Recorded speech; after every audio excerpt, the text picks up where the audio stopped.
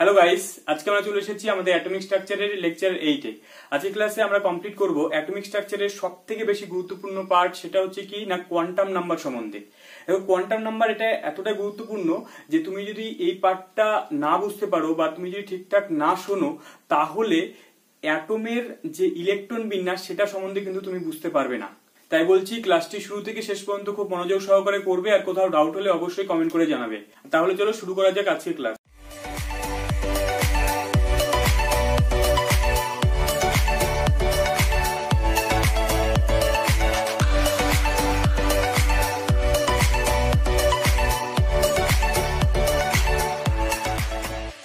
ক্লাসটি শুরু করার আগে তোমাকে বলবো, তুমি যদি এই ক্লাসে প্রথম হও তাহলে আমরা অ্যাটমিক স্ট্রাকচারের উপরে আরো 7টি ক্লাস কমপ্লিট করেছি, যে ক্লাসগুলির লিংক এই ভিডিও ডেসক্রিপশনে দেওয়া আছে। তুমি যদি সেই ক্লাসগুলি করে নিয়ে আছে ক্লাসটি করো, তাহলে তোমার পরবর্তী পার্টগুলো বুঝতে খুব সুবিধা হবে। দেখো, এখনো পর্যন্ত আমরা আগের ক্লাসগুলোতে শিখেছি কি না ইলেকট্রন, মানে এর আগের ক্লাসে আমরা শিখেছি যে ইলেকট্রনের কি আছে না কণার নেচারও আছে এবং ওয়েভ নেচারও আছে। যখন ডি ব্রগলি উনি এসে বললেন কি না ইলেকট্রন বা ইলেকট্রনের মতো ক্ষুদ্র পার্টিকেল তার কি থাকবে না ওয়েভ নেচার থাকবে। যখন ডি ব্রগলি ওনার এই হাইপোথিসিসটা উনি দিলেন, তখন কিন্তু নিলস বোর বা সমারফিল্ডের যে মডেল ছিল সেটা কিন্তু পুরোপুরি বাতিল হয়ে গেল। অর্থাৎ কেননা নিলস বোর এবং সমারফিল্ড ওনারা যেই অ্যাটমের মডেল সম্বন্ধে যে ধারণাটা দিয়েছিল সেটা পুরোটাই কার উপরে তৈরি হয়েছিল না ইলেকট্রনের কণা নেচারের উপর তৈরি হয়েছিল। কিন্তু যখন এই যে ইলেকট্রনের ওয়েভ নেচারটা আসলো, তখন আমাদের কি ছিল, এবং তার সঙ্গে সঙ্গে যখন হাইজেনবার্গ উনি এসে কি বললেন না উনি বললেন যে কোনো একটা নিউক্লিয়াসকে কেন্দ্র করে যখন ইলেকট্রনটা ঘুরছে, তখন তার কোনো মুহূর্তে সঠিক গতিবেগ এবং সঠিক অবস্থান আমরা নির্ণয় করতে পারবো না। তো তার মানে কি ইলেকট্রন অ্যাকচুয়ালি কোন কক্ষপথের মধ্যে ঘুরছে, তো সেটাও কিন্তু আমরা সঠিকভাবে বলতে পারবো না। তো যখন এই যে ডি ব্রগলি এবং হাইজেনবার্গ এই তাদের যে থিওরিগুলো আসার পরে কিন্তু আমাদের একটা নতুন কি হচ্ছে মডেলের প্রয়োজন পড়লো। অর্থাৎ কি সেই যে নতুন মডেলটা তৈরি করা হলো, সেই মডেলটাকে আমরা বলবো কি না ওয়েভ মেকানিক্যাল মডেল। আমরা যে নতুন মডেলটা, যেটা পুরোটা কার উপর ভিত্তি করে তৈরি করা হলো না ইলেকট্রনের কণা নেচার এবং ইলেকট্রনের তরঙ্গ নেচার, এই দুটির ভিত্তিতে একটা নতুন মডেল তৈরি করা হলো, যেটাকে আমরা নাম দিয়ে দেবো কি না হচ্ছে কি wave mechanical model of atom. ঠিক আছে, এবার এই যে ওয়েভ মেকানিক্যাল মডেল, এটা কিন্তু পুরোটাই কার উপর ভিত্তি করে না ইলেকট্রনের কণা নেচার এবং ওয়েভ নেচার, এই দুটির উপর ভিত্তি করে তৈরি। এবার শ্রোডিঞ্জার উনি 1926 সালের দিকে এসে উনি কি করলেন না উনি বললেন পরমাণুর ভেতরে ইলেকট্রনের যদি আমরা সঠিক অবস্থান বা গতিবেগ বের করতে না পারলেও ওই পরমাণুর ভেতরে ইলেকট্রনটি থাকার সম্ভাবনা, মানে কোথায় আছে তার সম্ভাবনা উনি বের করার একটি সমীকরণ দিলেন। অর্থাৎ কি ইলেকট্রন কি নিউক্লিয়াসকে কেন্দ্র করে কোথায় ঘুরতে পারে সেটা বের করার জন্য উনি একটি ওয়েভ ফাংশন দিলেন। এবার এই ওয়েভ ফাংশনটা কি দেখো, যেমন আমরা কোনো একটা সমীকরণকে প্রকাশ করার জন্য, মানে কোনো একটা ধরে নাও এই একটা সরল রেখা, এটাকে আমরা প্রকাশ করার জন্য কি করি না এর একটা সমীকরণ তৈরি করি। যেমন এই যে এই সরলরেখাটা আমরা কি করতে পারি না এর একটা সমীকরণ কি হবে না y = সাপোজ ধরে নাও 4x + 1। এই যে এই সমীকরণটা আছে সেটা আমরা কি বলতে পারছি না এই সরলরেখাটি যেটা হচ্ছে কি x অ্যাক্সিস থেকে তোমার হচ্ছে কি তার একটা ছেদিতাংশ থাকবে, তার একটা নতি থাকবে। তো এগুলো আমরা এই সরলরেখার এখান থেকে বলে দিতে পারবো যে এর নতির মান কত হবে, ছেদিতাংশ কত হবে, সেগুলো আমরা বলতে পারবো। একরকম ভাবে এই ইলেকট্রনটি যে নিউক্লিয়াসকে কেন্দ্র করে যখন ওয়েভ ফাংশন নিয়ে ও যখন ঘুরছে, তখন ওই যে ওয়েভ ফাংশনটি তার যে সেটিকে আমরা প্রকাশ করব কি দিয়ে না ওই ইলেকট্রনের যে ওয়েভ ফাংশন, যেটাকে প্রবাবিলিটি ফাংশন, নতুন এক ধরনের ফাংশনকে উনি নিয়ে আসলেন মার্কেটে, সেই ওয়েভ ফাংশনটিকে উনি নাম দিলেন কি না সেটাকে সাই দিয়ে প্রকাশ করলেন। এবার এই সাইটা যেমন আমরা সরলরেখার সমীকরণকে আমরা এইভাবে y = mx + c দিয়ে প্রকাশ করি, তো যেমন ইলেকট্রনের কে সাই দিয়ে, অ্যাকচুয়ালি এটা কিন্তু ওয়েভ ফাংশনের একটা সিম্বল, মানে ইলেকট্রনের যে ওয়েভটা হয়, ওয়েভ ফাংশনের সমীকরণটা হয়, সেটা অনেক জটিল হয়। তো সেটাকে পুরোপুরি না লিখে আমরা একটা সিম্বল দিয়ে প্রকাশ করছি। এবার এটা দিয়ে আমরা এই সাইটাকে কি বললাম আমি না হচ্ছে গিয়ে প্রবাবিলিটি ফাংশন। যেমন সরলরেখার একটা ফাংশন আছে, তো এর একটা প্রবাবিলিটি ফাংশন মানে কি প্রবাবিলিটির সমীকরণ আছে। তো এই এটাকে যদি আমরা ডবল ডেরিভেটিভ করি, তো তাহলে ইলেকট্রনটা কোথায় আছে সেটা আমরা বের করতে পারবো। এবং এই ইকুয়েশনটাকে, এটাকে বলা হয় শ্রোডিঞ্জার ইকুয়েশন, যেটা ফার্স্ট সেই মেকানিক্যাল মডেল এর সম্বন্ধে সঠিক একটি তত্ত্ব দিয়েছিলেন। এবং এই শ্রোডিঞ্জারের যে ইকুয়েশনটা বা শ্রোডিঞ্জারের যে সমীকরণটা, সেটাই হচ্ছে গিয়ে কোয়ান্টাম মেকানিক্যাল মডেলের ফার্স্ট দরজা বলতে পারো আর কি। বা তুমি বলতে পারো যে শ্রোডিঞ্জারের যে মডেলটা আছে বা এই তত্ত্বটা আছে, সেটা হচ্ছে গিয়ে কোয়ান্টাম মেকানিক্স এর মেরুদণ্ড বলতে পারো। মানে এই শ্রোডিঞ্জার ইকুয়েশনের উপর ভিত্তি করেই কিন্তু কোয়ান্টাম মেকানিক্যাল মডেলটা পুরোটাই এর উপর বেস করেই তৈরি হয়েছে। ঠিক আছে, দেখো এবার এটা আমরা তো এখন কোয়ান্টাম মেকানিক্স এর পুরো পার্ট আমরা এখন পড়বো না, এখান থেকে জাস্ট হালকা হালকা আমরা মানে টাচ করবো আর কি। কেননা কোয়ান্টাম মেকানিক্স তোমাদের পরবর্তীতে তোমরা পড়বে, কেননা এই কোয়ান্টাম মেকানিক্স একদম একটা পুরো জটিল ব্যাপার। এটা সম্বন্ধে আমাদের এই ক্লাস 11 এবং 12 যতটুকু প্রয়োজন পড়বে, যে বিষয়গুলো আমাদের কম্পিটিটিভ পরীক্ষা এবং বোর্ডের পরীক্ষায় যে বিষয়গুলো আমাদের বেশি করে প্রয়োজন পড়বে, সেগুলো সম্বন্ধে আমরা আলোচনা করব। এবার দেখো এই ইকুয়েশনটা একটু চলে আসি। এই ইকুয়েশনটাতে কোনটা কি না, এখান থেকে এইচ যেটা কি না প্লাঙ্ক কনস্ট্যান্ট, এবং এম যেটা কি না ইলেকট্রনের ভর, এখানে ই হচ্ছে গিয়ে ইলেকট্রনের মোট শক্তি, আর ভি হচ্ছে গিয়ে ইলেকট্রনের পোটেনশিয়াল এনার্জি, এবং এখান থেকে যে সাই, এটা তো আমরা ওয়েভ ফাংশন পেয়ে গেলাম। আর এটা হচ্ছে কি না এক্স ওয়াই জেড, এই তিনটা অ্যাক্সিস বরাবর ইলেকট্রনটি যে ত্রিমাত্রিক অবস্থান, সেটা আমরা এই ওয়েভ ফাংশন থেকে বের করে নিতে পারবো। এবার এই ওয়েভ ফাংশনটি যখন সলভ করা হলো, সলভ করে এখান থেকে আমরা টোটাল 3টা কোয়ান্টাম নাম্বার পেলাম। মানে দেখো এখান থেকে কিন্তু কোয়ান্টাম নাম্বারের ওই কনসেপ্টটা আসলো, অর্থাৎ কি একটা ইলেকট্রন ওই নিউক্লিয়াসের চারিদিকে কোথায় আছে সেটাকে প্রকাশ করার জন্য আমরা এখান থেকে টোটাল 3টা, যেহেতু ত্রিমাত্রিক অঞ্চল আছে তাই ত্রিমাত্রিক অঞ্চল বলার জন্য আমরা 3টা কোয়ান্টাম নাম্বার এখান থেকে পেলাম। সেটাকে একটাকে আমরা বলবো হচ্ছে কি এন, একটাকে বলবো এল, একটাকে বলবো এম, এবং এই 3টা আমরা এখান থেকে পেলাম। এবং পরবর্তীতে নতুন একটা কোয়ান্টাম নাম্বার অ্যাড করা হয়, সেটাকে বলা হচ্ছে গিয়ে এস। ঠিক আছে, যেটাকে হচ্ছে কি এন, এটাকে বলা হয় কি না মুখ্য কোয়ান্টাম সংখ্যা। এখান থেকে এল, এটাকে বলা হয় কি না গৌণ কোয়ান্টাম সংখ্যা বা অ্যাজোমিথাল কোয়ান্টাম সংখ্যা বা দিগংশীয় কোয়ান্টাম সংখ্যা। এখান থেকে এম, যেটাকে বলা হয় ম্যাগনেটিক কোয়ান্টাম নাম্বার বা চৌম্বক কোয়ান্টাম সংখ্যা, এবং এস, যেটাকে বলা হয় স্পিন কোয়ান্টাম নাম্বার বা ঘূর্ণন কোয়ান্টাম সংখ্যা। তাহলে চলো আমরা এখন কোয়ান্টাম সংখ্যা সম্বন্ধে পড়ে নেব। কোয়ান্টাম সংখ্যা বিষয়টা কি জিনিস, এটা বোঝার জন্য তোমাদেরকে একটা ছোট্ট করে গল্প বলি আর কি। মানে ব্যাপারটা এরকম যে ধরে নাও তোমাকে যদি বলা হয় যে তুমি কোথায় থাকো, তো ধরে নাও তোমার বিদেশে তোমার কোন একটা বন্ধুর সঙ্গে তোমার কন্ট্যাক্ট হয়েছে। এবার তুমি সেই বন্ধুটা তোমার বাড়িতে আসবে, তাহলে তুমি বন্ধুটাকে কিভাবে তোমার বাড়ির অ্যাড্রেসটা দেবে বলো? তাহলে কিভাবে বলবে? তখন তোমাকে তাহলে কি বলতে হবে যে তোমার সঠিক অবস্থান, মানে পৃথিবীতে তোমার সঠিক অবস্থান বোঝানোর জন্য তোমাকে কি বলতে হবে? তো তোমাকে কি বলতে হবে? প্রথমে তোমাকে বলতে হবে যে তুমি কোন দেশে থাকো, তো তুমি বলবে প্রথমে ইন্ডিয়াতে থাকি। তারপর তোমাকে বলতে হবে যে কোন রাজ্যে থাকো, সেটা তোমাকে বলতে হবে। তাহলে কোন রাজ্যে থাকো সেটা তুমি বললে যে ওয়েস্ট বেঙ্গলে থাকি। তারপর তোমাকে কি বলতে হবে না তুমি কোন শহরে থাকো, তাহলে সেই শহরটা তুমি বললে যে তুমি রায়গঞ্জে থাকো। এবং তারপর তোমাকে কি বলতে হবে না রায়গঞ্জের তুমি কোথায় থাকো সেটা তোমাকে বলতে হবে, যে তোমার সেই রাস্তার নাম্বারটা বা বাড়ির নাম্বারটা তোমাকে বলতে হবে। তো তার মানে কি যে একই রকম ভাবে সেই ইলেকট্রনটি পরমাণুর ভেতরে ঠিক কোথায় আছে সেটা বোঝানোর জন্যও আমাদের কি না 4টা কোয়ান্টাম সংখ্যার প্রয়োজন পড়লো।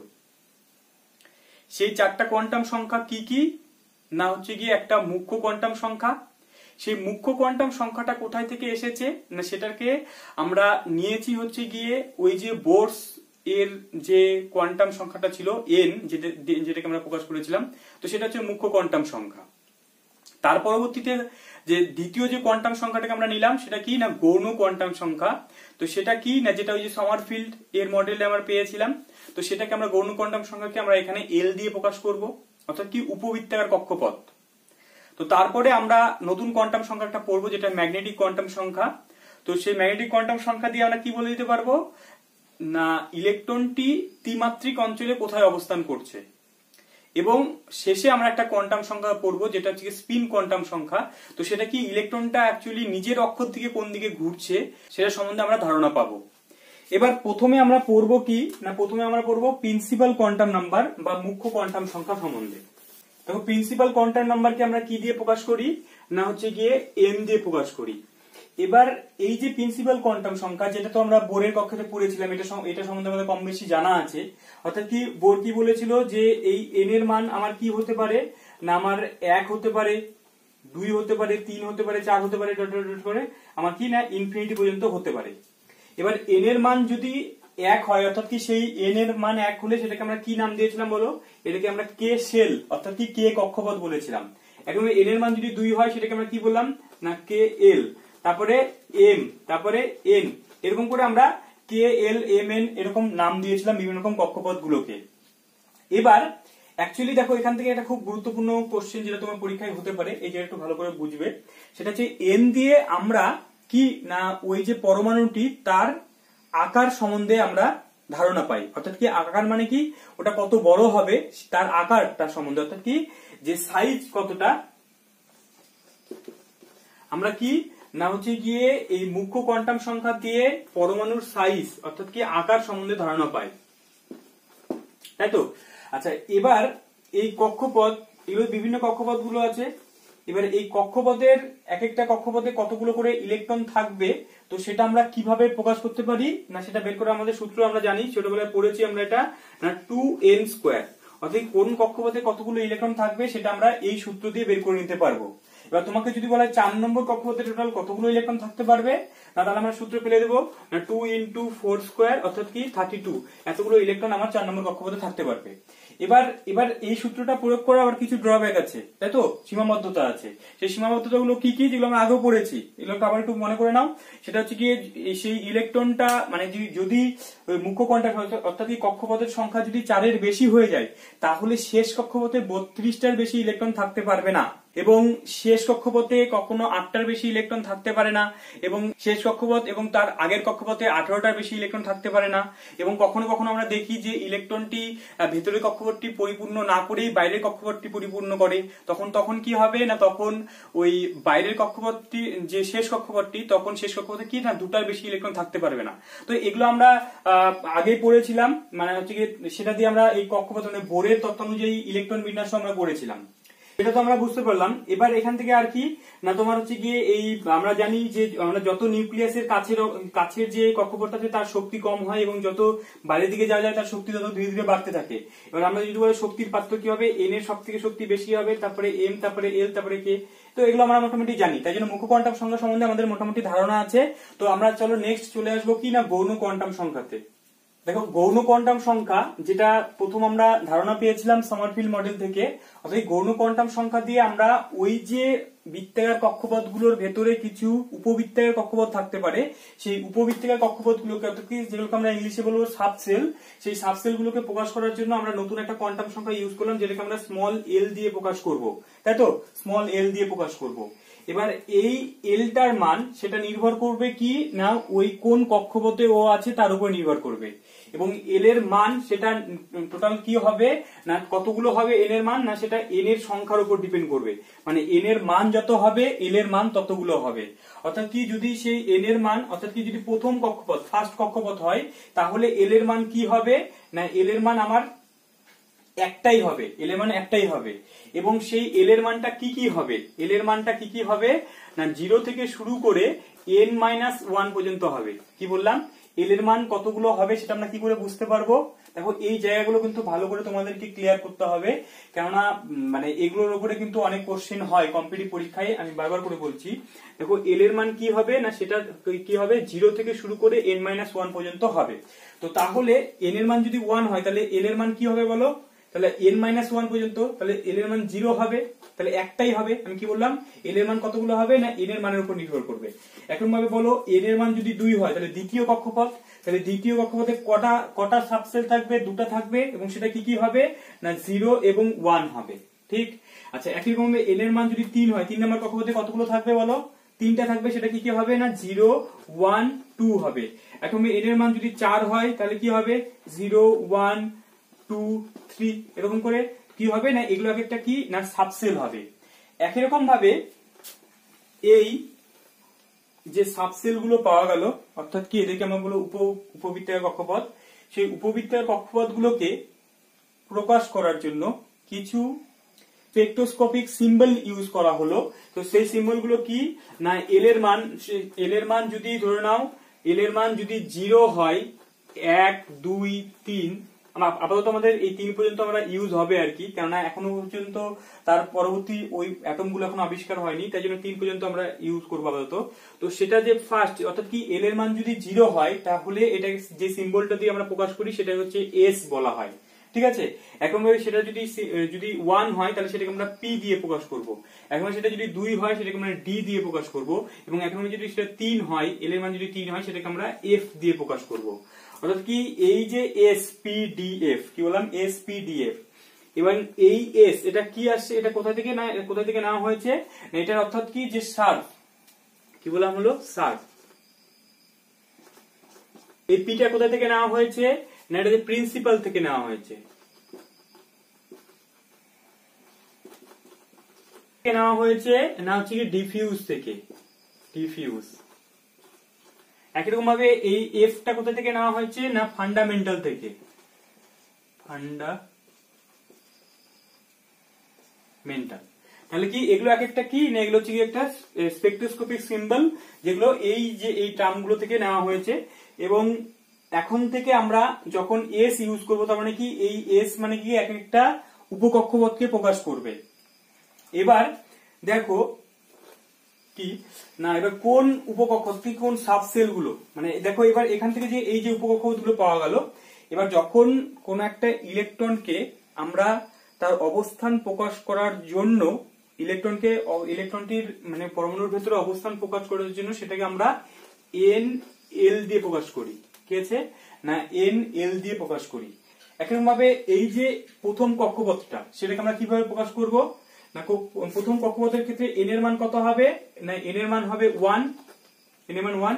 আচ্ছা এল এর মান 0 তাহলে 1 0 লিখবো না, তাহলে 0 কে আমরা কি লিখবো না 0 কে আমরা এস লিখবো। তাহলে প্রথম কক্ষপথের মধ্যে যে উপবৃত্তাকার কক্ষপথটা আছে সেটাকে আমরা কিভাবে প্রকাশ করব না 1 এস দিয়ে প্রকাশ করব। একরকম দ্বিতীয় যে কক্ষপথ আছে সেটাকে আমরা কিভাবে প্রকাশ করব বলো, দ্বিতীয় কক্ষপথে দুটো উপকক্ষপথ আছে দুটো সাবসেল আছে সেটাকে আমরা কিভাবে প্রকাশ করব না একটা হচ্ছে কি প্রথমে n মানে 2, তারপরে হচ্ছে গিয়ে 0 মানে কি s 2s লিখবো, আর তারপরে কি লিখবো বলো একরকম 2n, তারপরে যদি 1 হয় তাহলে সেটা কি p দিয়ে প্রকাশ করি তাহলে 2p। অর্থাৎ কি 2 নম্বর কক্ষপথের মধ্যে দুটো সাবসেল আছে সেটা হচ্ছে 2s একটা 2p, ঠিক। এখন 3 নম্বর কক্ষপথে চলে আসো, 3 নম্বর কক্ষপথের মধ্যে কি কি আছে তাহলে কি কি হবে বলো 3s, তারপরে কি হবে 3p, তারপরে কি হবে না 3d হবে, ঠিক। আচ্ছা 4 নম্বর কক্ষপথে কটা হবে বলো, 4 নম্বর কক্ষপথে 4s 4p 4d আর কি হবে না 4f হবে। তাহলে এইভাবে আমাদের চলতে থাকবে। এখন 5 নম্বর কক্ষপথ আসলে এরকম করে একই ভাবে চলবে। তাহলে ব্যাপারটা বুঝতে পারছো যে কোন আমরা সাবসেল গুলোকে কিভাবে প্রকাশ করব। এবার আমরা দেখে নেব কি না এই সাবসেল গুলো এদের এক একটার অর্থাৎ কি আকৃতি গুলো কিরকম হবে সেটা সম্বন্ধে আমরা একটু দেখে নেব। দেখো কোন সাবসেল গুলোর আকার কিরকম হবে সেটা জানার জন্য আমাদের এর আগের দিনে যে সমারফিল্ড মডেলটা আমরা যে ইউজ করেছিলাম সেটা একটু প্রয়োজন পড়বে। সেটা আমরা কি পড়েছিলাম না n বাই কে, যেখানে কে এখানে আমরা কি করব এখানে আমরা হচ্ছে গিয়ে 1 প্লাস এল ইউজ করব। এটা সমান সমান কি হবে না হচ্ছে গিয়ে পরাক্ষ বাই উপাক্ষ হবে, ঠিক আছে।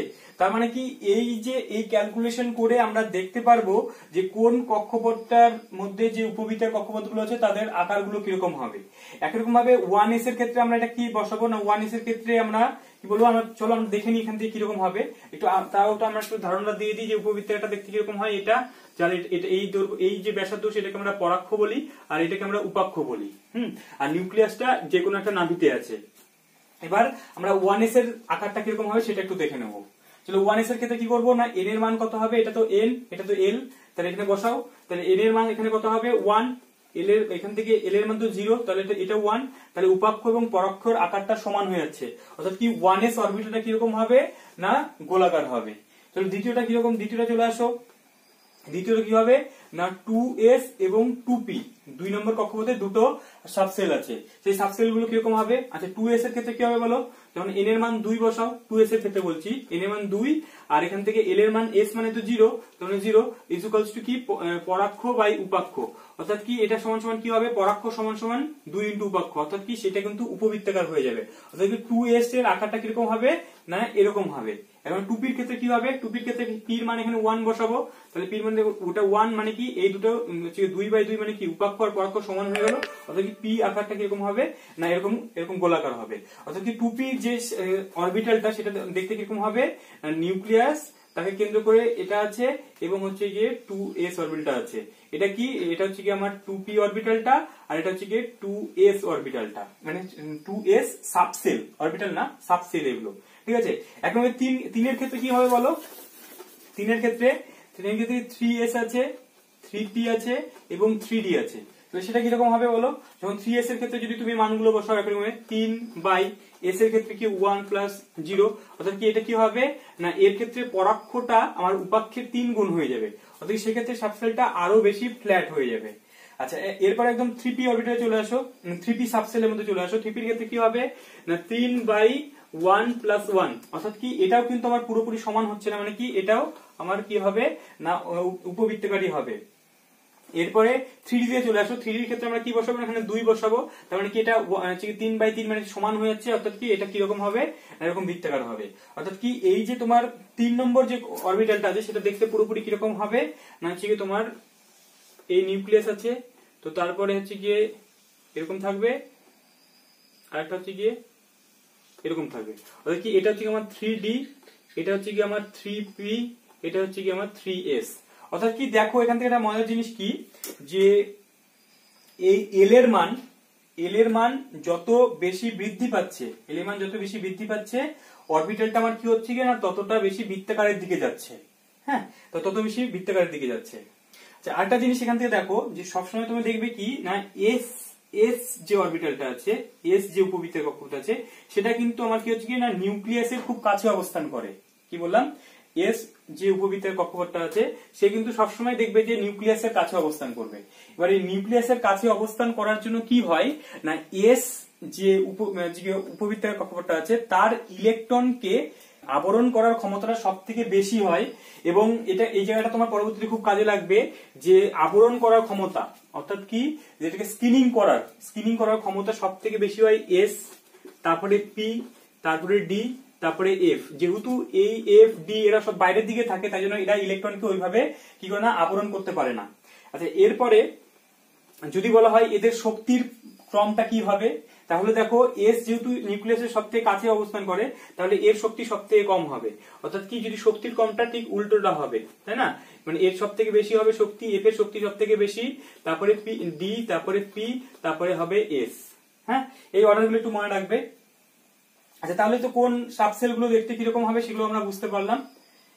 উপবৃত্তাকার কক্ষপথে অবস্থিত ইলেকট্রনের কৌণিক ভরবেগ সেটাকে আমরা ক্যাপিটাল এল দিয়ে প্রকাশ করব, খুব ইম্পর্টেন্ট, এটা দিয়ে কিন্তু কম্পিটিটিভ পরীক্ষায় বা তোমার বোর্ড পরীক্ষায় কোশ্চেন আসেই এটা এই কোশ্চেনটা দিয়ে, সেটা একটু ভালো করে দেখবে। তো সেটাকে আমরা প্রকাশ করব কি দিয়ে না রুট ওভার, যেমন আমরা root over L into L plus 1 into h/2π এই সূত্রটা মনে রাখবে। এটা কি বের করলাম না উপবৃত্তাকার কক্ষে অবস্থিত ইলেকট্রনটির কৌণিক ভরবেগ। এখান থেকে দেখো যেমন আমরা এই অ্যাঙ্গুলার মোমেন্টটা আমরা যেমন মুখ্য কোয়ান্টাম সংখ্যার ক্ষেত্রে আমরা বের করেছিলাম, তোমাকে যদি বলে যে তোমার কক্ষপথে অবস্থিত ইলেকট্রনটির কৌণিক ভরবেগ কত হবে সেটা তোমরা বোর্ডের ওই ইয়ে থেকে বের করে নিতে পারবো, nh/2π হবে। আর যদি তোমাকে বলে যে অরবিটালে অবস্থিত মানে উপবৃত্তের কক্ষপথে সাবসেলে অবস্থিত ইলেকট্রনটির কৌণিক ভরবেগ বের করো, তাহলে সেক্ষেত্রে আমরা এই সমীকরণটাতে বের করতে পারবো। এখন তোমাকে যদি বলে 3s এ অবস্থিত ইলেকট্রনটির কৌণিক ভরবেগ বের করো, তাহলে সেটা কি করে বের করবে বলো, তাহলে 3s বলেছে, s মানে কি l এর মান কত হবে, l এর মান 0 হবে, অর্থাৎ কি এক্ষেত্রে আমরা 0 বসিয়ে দেবো, যদি এখানে তুমি 0 বসিয়ে দাও তাহলে পুরোটা 0 হয়ে যাবে, অর্থাৎ কি তার ক্ষেত্রে কৌণিক ভরবেগের মান 0 হয়ে যাবে। কিন্তু তোমাকে যদি বলে 3p বলে, 3p এর ক্ষেত্রে বলো কি হবে কৌণিক ভরবেগ। তো p মানে কি এখানে 1, অর্থাৎ কি এখানে আমরা কি বসাবো, l এর জায়গায় 1 বসাবো, এখানে 1 + 1 * h/2π, এটা হয়ে যাবে কি না √2 h/2π, এটা হয়ে যাবে। তো এরকম করে কিন্তু তোমাকে শর্ট কোশ্চেন দেয় যে কৌণিক ভরবেগ বের করতে বলে।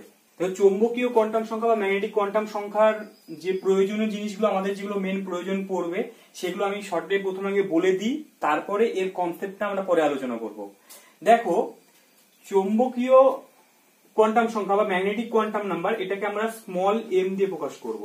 কি দিয়ে না স্মল m দিয়ে প্রকাশ করব। এবার এই m এর মান নির্ভর করে কার উপরে না l এর উপরে নির্ভর করে।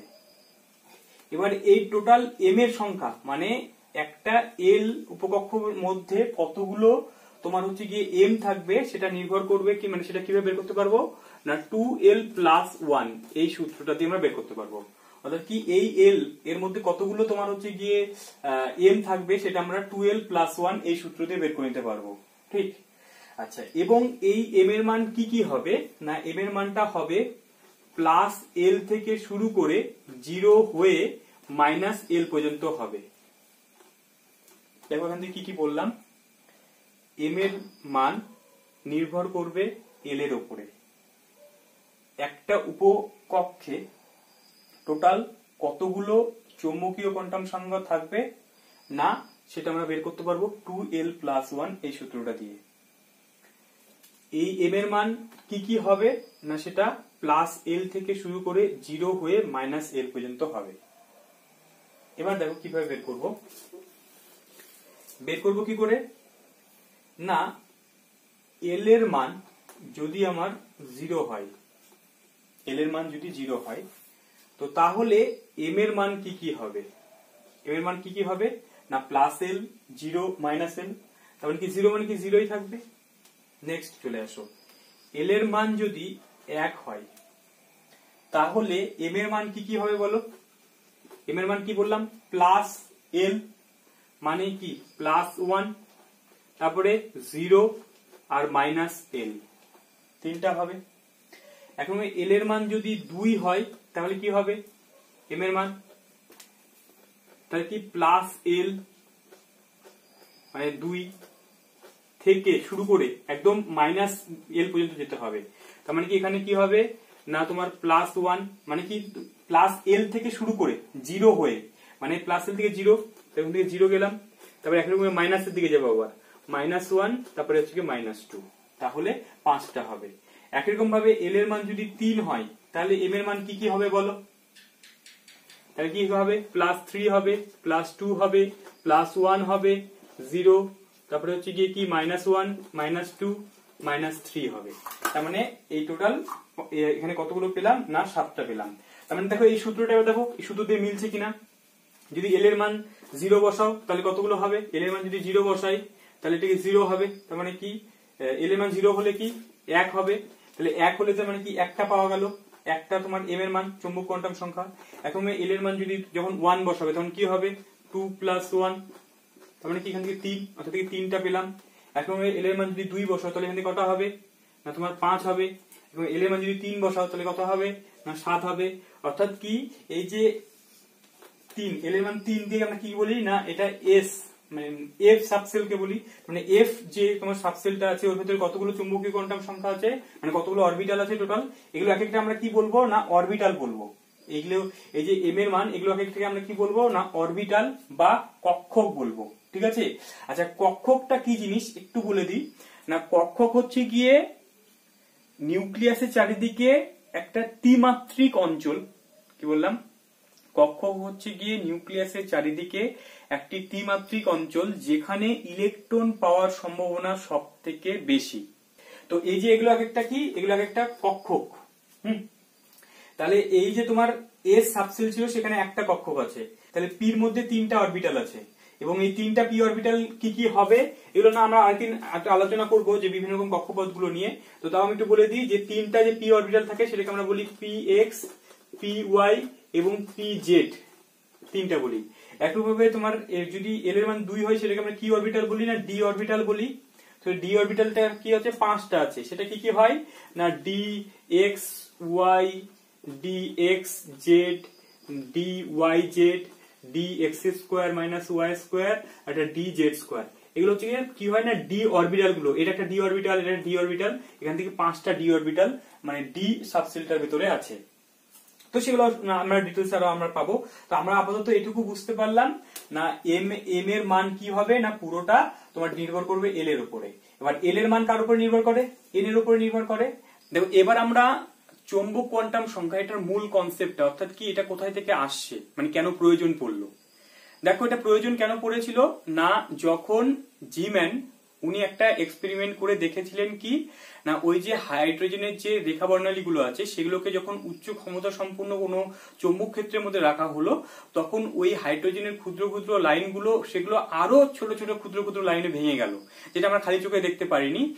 সেই জিম্যান প্রভাবটাকে ব্যাখ্যা করার জন্য পরবর্তীকালে সায়েন্টিস্টরা কি কনসেপ্ট তৈরি করলেন, কারণ কনসেপ্ট তৈরি করলেন না ওই একটা কক্ষপথের আন্ডারে যে আমরা দেখলাম বিভিন্ন ধরনের উপবৃত্তাকার কক্ষপথগুলো থাকে।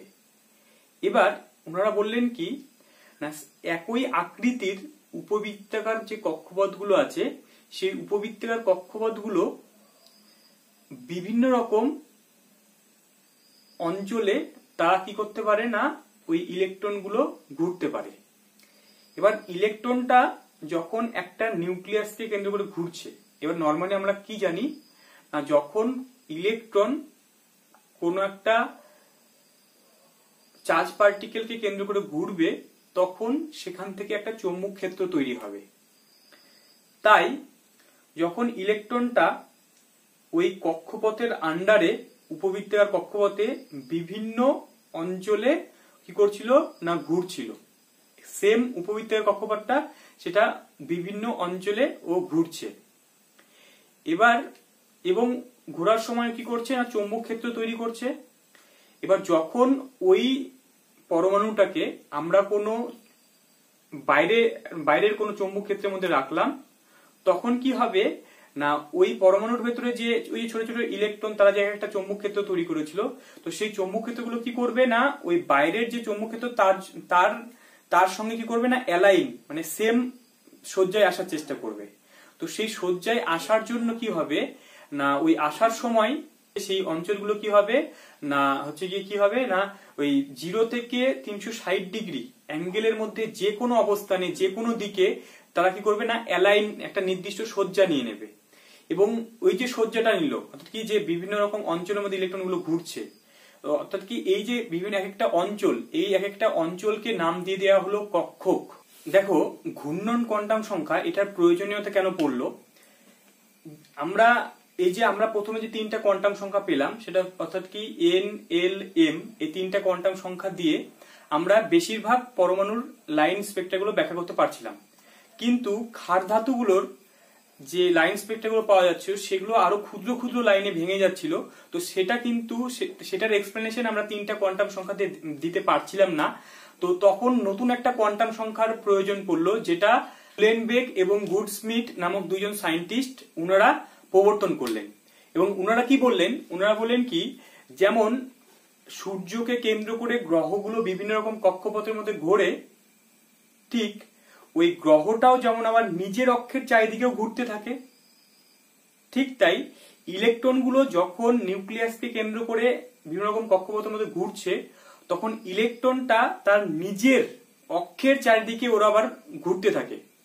এবং সেই ইলেকট্রনের ঘূর্ণনটা হয় সেটা ক্লকওয়াইজ হতে পারে মানে ঘড়ির কাঁটার দিকে হতে পারে, আবার ঘড়ির কাঁটার বিপরীত দিকে হতে পারে। এবং সেই স্পিন কোয়ান্টাম সংখ্যা করা হলো এবং সেটা কি হলো না যখন ইলেকট্রনটা সাপোজ ধরুন নিউক্লিয়াসকে কেন্দ্র করে ইলেকট্রনগুলো ঘুরছিল, এবার সেই ইলেকট্রনটা তার নিজের অক্ষের চারিদিকে হয় সেটা ঘড়ির কাঁটার দিকে ঘুরতে পারে আবার ঘড়ির কাঁটার বিপরীত দিকে ঘুরতে পারে। যদি সেটা ঘড়ির কাঁটার দিকে ঘোরে, ঘড়ির কাঁটার দিকে যদি ঘোরে তো তাহলে সেটাকে আমরা +1/2 দিয়ে প্রকাশ করব। ঘড়ি কাঁটার দিকে ঘুরলে +1/2 দিয়ে প্রকাশ করব এবং ঘড়ি কাঁটার বিপরীত দিকে ঘুরলে সেটাকে আমরা -1/2 দিয়ে প্রকাশ করব। আচ্ছা, এইভাবে যখন ইলেকট্রনগুলো ঘড়ি কাঁটার দিকে বা ঘড়ি কাঁটার বিপরীত দিকে ঘুরবে তখন ইলেকট্রনগুলোর কি হবে না ঘূর্ণন কৌণিক ভরবেগ থাকবে এবং সেই ইলেকট্রনগুলো নিজের অক্ষের চারিদিকে ঘোরার জন্য সেই ঘূর্ণন কৌণিক ভরবেগকে আমরা কিভাবে বের করব না, সেটাকে আমরা ক্যাপিটাল এস দিয়ে প্রকাশ করব। সেটা সমান সমান কি হবে না, root over s into s plus 1 into h by 2 pi এর সমান হবে। যেখান থেকে এসটা কি না, এস হচ্ছে গিয়ে মোট অযুগ্ম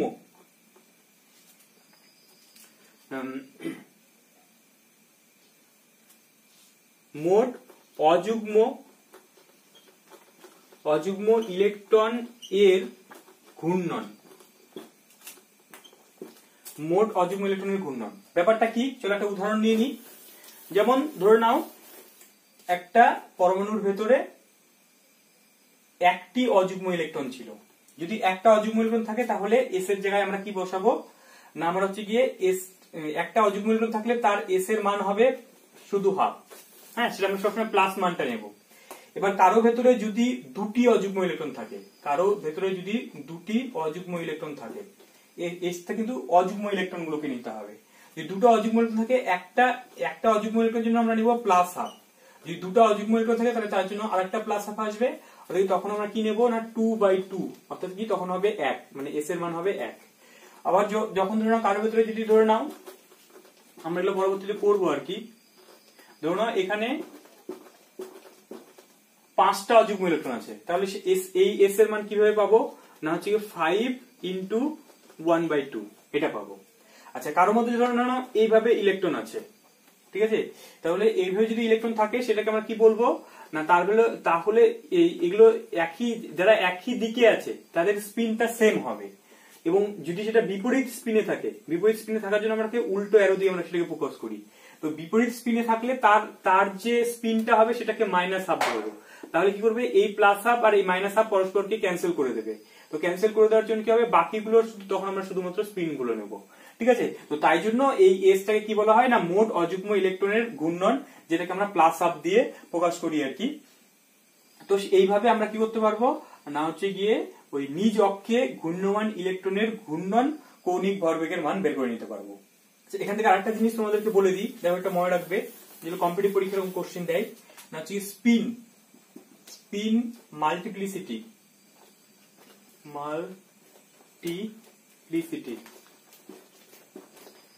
মাল্টিপ্লিসিটি সূত্র আমরা বের করবো কিভাবে না, সেটা বের করার সূত্র হচ্ছে গিয়ে সমান সমান 2s প্লাস 1, যেখানে এসটা কি, এস হচ্ছে গিয়ে টোটাল মোট অযুগ্ম ইলেকট্রনের কি না, মানে ঘূর্ণনটা, যেটাকে আমরা এই যে এখান থেকে যেটা দেখালাম, যে সেটা অযুগ্ম ইলেকট্রন যে থাকবে তার মোট ঘূর্ণনটাকে আমরা এখানে বসাবো।